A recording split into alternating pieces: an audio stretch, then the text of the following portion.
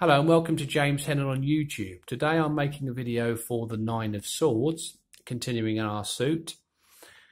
And what do nine stand for? Well, nine stand for attainment. What does swords stand for? Well, swords stand for, of course, thoughts, communication, mental activity, and of course they can apply to justice and truth. So as we can see in the card, we've got a person here in bed sitting up with their head in their hands with nine swords above them. In the background of the swords, we can see that there's a black background. It's very dark, and the general consensus is that this person has got a lot on their mind, a lot to deal with, a lot of worries, doubts, fears that probably are interfering with their sleeping and causing them a lot of stress and distress. Now, when this turns up in a reading for a client, these are the things that you're going to be looking at.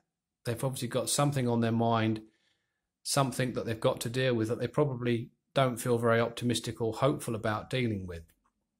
As the black background symbolises it, that their thinking is probably likely to be clouded and negative, and they're probably expecting the worst.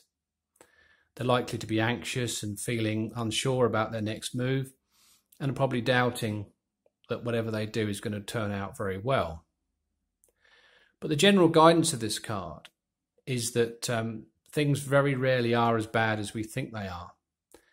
And fixating too much on our worries, doubts, fears and problems aren't really going to help the situation, because the situation probably can be sorted out with a bit of help and support from somewhere else, either through friends, family, or through counsellors, or through other means of therapeutic approaches.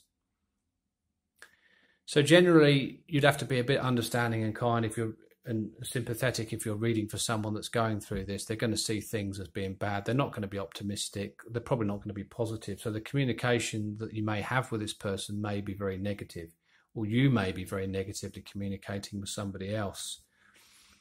But as I said, nine stand for attainment, and you might say to you, well, how does attainment fit in with this card? Well, you can attain what you're looking for, but you've got to get past your fears, doubts, and worries to do so. The simple truth is that you may have to deal with a sad truth before you can attain what you want and get in your mind what you want and find that way forward. You're nearing the end of the sword suit here, so we're going through quite a challenging time. But the point is that nothing really is ever as bad as we think it is.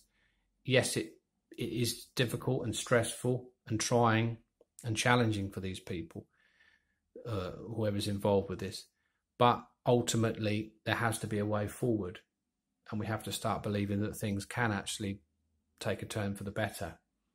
So if it turns up in a reading, this person that you're reading for is likely to be worrying, obsessing about something and really not able to let go of something, doesn't really see a way forward. So obviously at this time it's very difficult, but as I said, there are solutions if you can get the support you need.